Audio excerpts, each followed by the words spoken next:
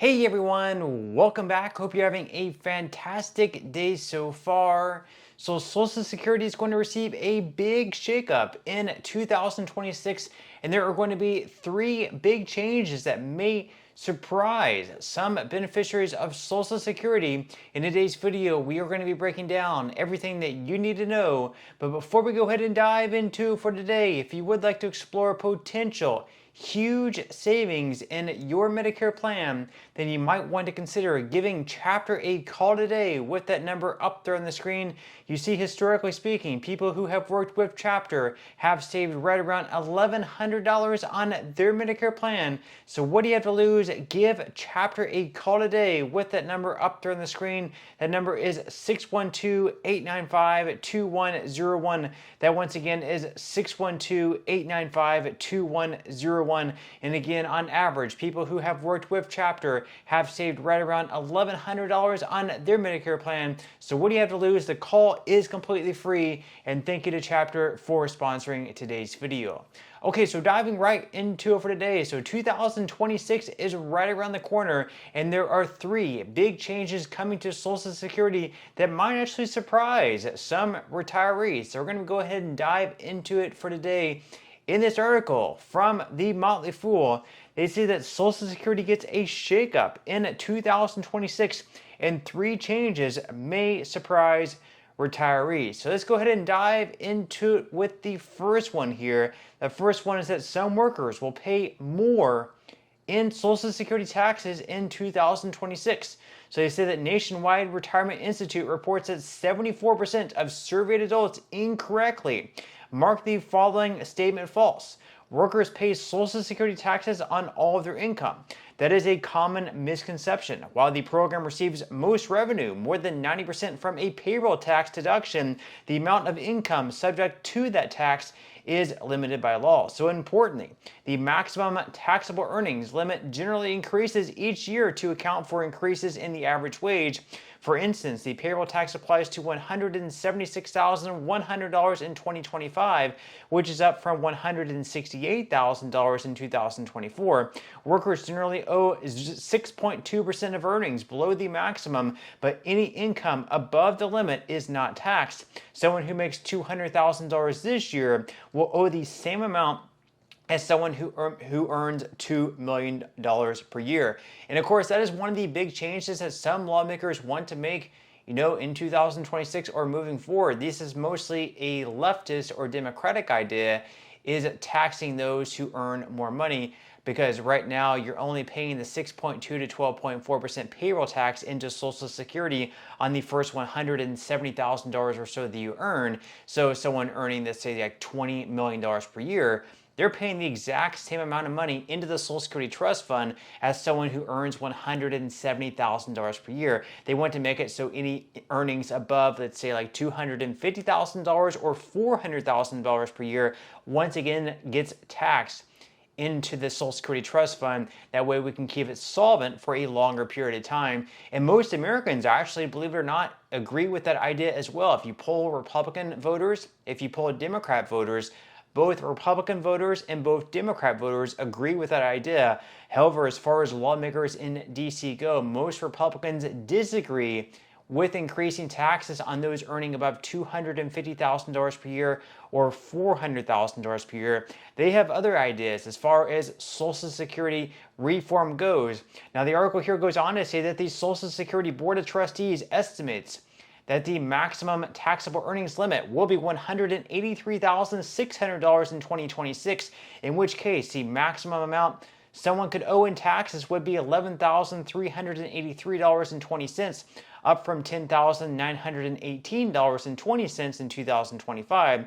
Consequently, anyone with earnings above the taxable maximum in both years will owe an extra $465 next year. So of course that is going to be going up. But once again, someone earning, let's say, like $30 million per year, whether they be a celebrity, whether they be a pro athlete, whether they be an actor or a business owner or someone like that earns a lot of money, a CEO, and they're making, let's say, $30, $40, $50 million per year, they're going to be paying the exact same amount of taxes into the Social Security Trust Fund as someone earning, let's say, $170,000 per year. Leave your thoughts and comments below. Do you think that's fair? Now, moving on to the second change coming up next year in 2026 is that Social Security's full retirement age will increase. So Mass Mutual reports that 45% of adults nearing retirement do not know their full retirement age, which is the age at which workers receive their full Social Security benefit amount, also called the primary insurance amount.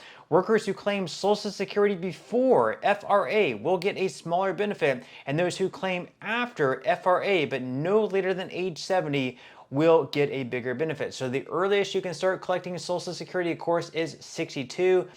The full retirement age is going to be 67, and then the max age, which you can actually receive the most benefits, if you can draw it out this long, would be the age of 70. Now they go on here to say that in 1983, Congress passed a series of amendments to keep these Social Security trust funds solvent, one of which gradually raised the FRA from 65 to 67 over a 22-year period, which started with workers who turned 62 in 2000. The impact of that change is still rippling through the population today. So for instance, workers born in 1959 will reach FRA at 66 years and 10 months next year, and workers born in 1960 will reach FRA at 67 in 2027. And right now there's actually also talk in Washington, D.C. This, of course, mostly only among people on the right or Republicans, actually raising the FRA, raising the full retirement age from 67 up to perhaps 69 or even 70. Their argument is that people are now living longer than ever. So if you're living longer, then you don't need to receive Social Security at 67. Perhaps you can wait until 69 or 70. But actually, if you look at the data, people aren't necessarily living longer today. Even with the advances in modern medicine, people are still, like, the life expectancy is right around the same as what it was, let's say, like 10 or 15 years ago. So maybe that's not the best idea, but leave your thoughts and comments below.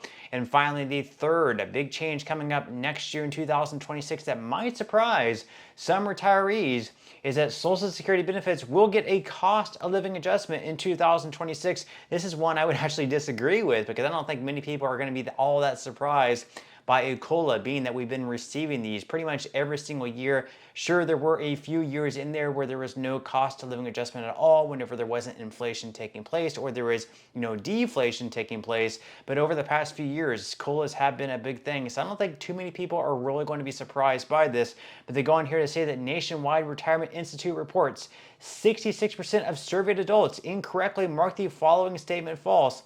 Social Security is not protected against inflation, but benefits are indeed protected from inflation by cost of living adjustments that have been paid out annually since 1975. The Social Security Board of Trustees estimates that retired workers will receive a 2.7% COLA in 2026.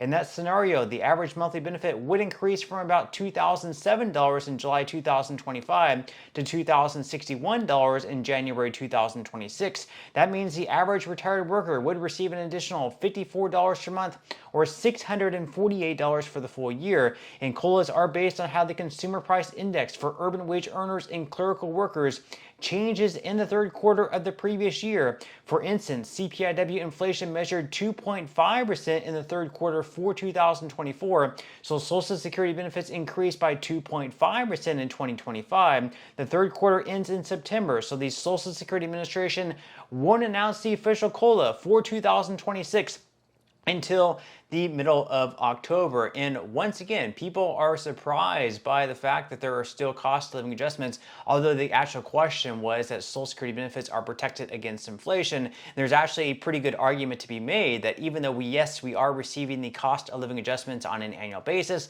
whether it's 2%, whether it's 5%, whether it's 8%, sure, there is some type of increase, but inflation generally is actually higher than what the COLAs you receive. And there's actually a strong argument to be made that they should be switching the metric of inflation from the CPIW over to the CPIE, which would more closely reflect what seniors or people on Social Security benefits typically spend on. But leave your thoughts and comments below on that. Now, a bonus change coming up next year in 2026 is also that the standard deduction is going to be increasing for those at least the age of 65 or older. It's going to be going up by $6,000 for individuals, and for married couples, it's going to be increasing by $12,000. So perhaps before, if you owed some sort of taxes at the federal level on your Social Security benefits, with this extra deduction of $6,000 and $12,000 for couples, that could perhaps remove any type of taxes that you now won't have to pay on your Social Security benefits. But with that said, leave your thoughts and comments below. What is your favorite change coming up in 2026?